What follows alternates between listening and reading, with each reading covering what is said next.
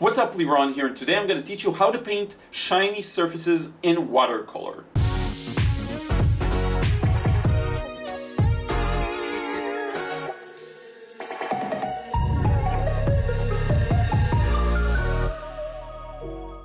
What's up, Liron here. Thank you for joining me in another video. And today I'm going to teach you how to paint shiny surfaces, shiny objects in watercolor painting. And this video is based, believe it or not, on an episode of The Paint Show when I reviewed the SAA Indian Yellow. And what happened was I posted this very quick time-lapse-ish painting process just to demonstrate what the Indian Yellow looks like, but then it ended up being a very interesting painting process, and I asked you back then if you want to see the full one, and a lot of people contacted me and said if I can, and asked for me to publish the full process. So this is what we're doing today.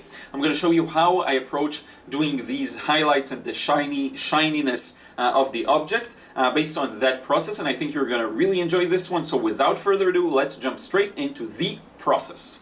Okay, so I'm starting, and just as a quick note, I'm recording this narration from the US from a bit of a different setup than I usually have, so sorry if the sound is a little different. There's noise from the outside, but hopefully the mic eliminates everything here. So I'm starting off with a very pale wash, starting with yellow in the middle and then red in the surrounding, in the area that surrounds the yellow. And my goal here is to have some kind of an underpainting or just something to give context of the main, I guess, feeling of what the painting is going to be like, what the final painting is going to look like. Now I'm already covering the shadows, everything. I want to connect everything as much as possible because that's my stylistic choice for this particular work. Now to make the most advantage of this first layer, I'm doing some wet and wet and darkening the edges. Now, as I said, I want to show you how to paint shiny surfaces or smooth surfaces. And the way to achieve this, really, the main way is just to get a large range of values and have a strong contrast from light to dark or from dark to light. It doesn't have to be a strong contrast. I'll correct myself, but there has to be a change from light to dark. Because with shiny surfaces, many times you'll get highlights that are very strong and then shadows that are also very strong. So this is something that really helps in achieving that effect. So now I'm continuing, and I've added a bit of phthalo blue to that yellow. It's an Indian yellow, and the red is something like a cadmium red or something like that. It doesn't really matter the particular paint as long as you like it, and you know, especially if you're just practicing. So now to set up the context of the apple, I'm using both green or maybe let's say green, yellow, and red, all three, because the apple does have a green feeling, but it will need some red, as you'll see in just a few moments, okay? And I'm doing a bit of wet and wet here and there. So first layer, very quick, just an underpainting, letting everything mix together. We're gonna let it dry for a few moments, then I'm gonna come back with some extremely darker washes. Okay, so yeah, I was just saying that as usual I forgot when the video stops, and then I should stop. But in any case, now I'm adding a second layer to that pear, and that's a very dark red, as you can see, and that is what will make it look shiny, make the surface look shiny. Now, one important thing is the middle area doesn't look as shiny now, and that's because everything is light. But you'll see as soon as I paint the darker areas, it's immediately gonna make the highlights pop. And this is something I'm asked about a lot. How do you get that sense of light? How are you able to convey that? And I think the main way of doing that is to paint the shadows properly. And the moment you paint the shadows properly, you'll get that effect of light. And you want to make sure that your values are on point. And the more accurate you can become, the more of a realistic feel your painting is going to be. You can stretch them, you can stretch the contrast a bit, you can do things like this freely. That'll be like a stylistic addition. You will add your own style to it, which can hurt the realism or can enhance it, depending on what it is and how well you are able to do it. So yeah, in any case, now I'm connecting still as much as I can because I want the painting to feel like it's flowing. Notice how I blended some of the edges, and that's important because it will help make the transition from shiny to dark interesting in the way I wanted it. Now notice how already, if you're just looking at the pair, it appears to be, the highlight does seem to be shiny, but I left a lot of gap in there. And the reason I did was that I'll have enough blending space. So what you see me do now is blending the paint into the previous layer, basically, and I made sure that I have enough space to do that. Because from my experience with this paper, it's the Canson Montval sketchbook, you do need enough space to do that blending action. And now I'm coming back with a bit of a stronger red and injecting some of that into the existing areas. And there's also what appears to be a shadow over that area as well. So I'm kind of blending that out. And this is it. Now I left a few. I was a bit, I botched the shape of the highlight just a bit, but that's fine. You'll see how it still works. If you just look at the pair from on the left, you will see that it does feel like there is a good sense of light. Now with the apple, I'm starting or taking a rather slower approach. So I'm first off starting with kind of a mid-value layer. I'm not going immediately into the darkest shadows, but that's fine. That still works.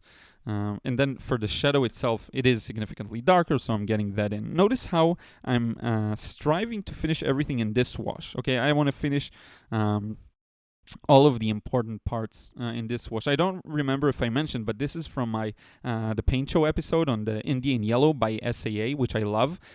And the demo was, I think people liked it, and so I decided to repurpose it for this video and talk about shiny surfaces. Okay, so this is why you get this video with the painting process I already did, because back then I only shared the time-lapse, and now I wanted you to see it real time. So notice how important it was to use both yellow and red in the apple, even though it has kind of a green feeling, because now we get that full range of colors and interest, and this is just the style I like to work in. Yeah, and if you're unsure about techniques and about how to approach things, just try to get the values accurate, and you'll be close enough. You know, for me, it's very tiresome to try and imitate the paint, the color that I see. It always makes my paintings overmixed, and they lack a lot of interest, and the colors don't work as well. But if I just focus on whatever color I have, I'm gonna pick that up, but I'm gonna have the value accurate. Then it usually conveys something well. And as I'm a big fan of the limited palette, that's another thing that really helps. Now notice how I'm coming back with very dark paint now, just to push the contrast a little more and to add that super dark shadows, okay? This, again, helps to bring out the highlight a little more. Now I'm dabbing off some of that because it felt too strong, although when I looked at it now, it's been a while since I did this painting. It's been some time. It looked okay. I wouldn't have lifted it on second thought. But now what I'm doing is lifting off that area that I told you I was a bit inaccurate with. Just because I felt like the highlight there needed to be a little stronger, and I'm coming back with dark paint. I cut out some of the mixing. So in any case, this is the final result. Let's wrap it up. So here's the final result of this one. I really hope you enjoyed it. A very small painting and thus a very quick one as well, but when you get the values right and the drawing is accurate, you get a good result and a realistic result, no matter how large or small the painting is. Let me zoom in just a bit more. So I already mentioned how I love this combination of colors. There's a bit of a cooler blue, with this Indian yellow, and it works really well. Also works well with the warm red. Any cadmium or pyrrole or things like this, and any phthalo, or I suppose even cerulean or Prussian blue will produce a similar result. It's punchy enough, you know, there's the highlight, but it's not too blown out. You don't see, the highlight isn't white, okay? It's kind of a yellowy, orangey, peach, even pink, and then there's the heavy shadows underneath, which lead to this being an interesting contrast and thus making the surfaces shiny. There's this bit of highlight that I lifted here, and this is it. I hope you enjoyed this one. We're gonna change the angle and wrap up this video. So this is it. I really hope you enjoyed this video. Here's once again the final result. I didn't remember that I have it here, but I've had it here, and here it is.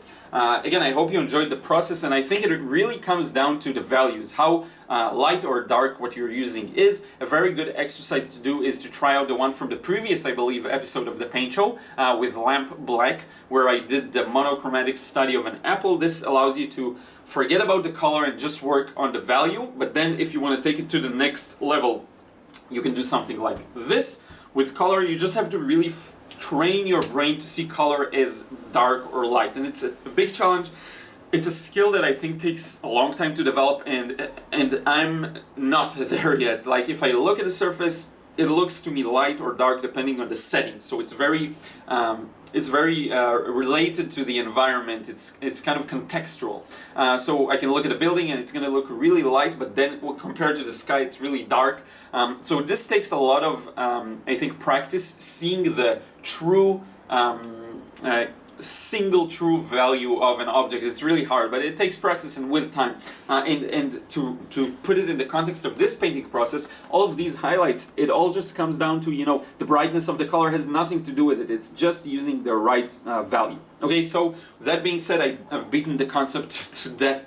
I hope you enjoyed this video. Let me know what you think in a comment below. And if you have any other topic you want me to cover and to discuss or anything like that, I'll be happy to do so. And I will see you again in another vid real soon.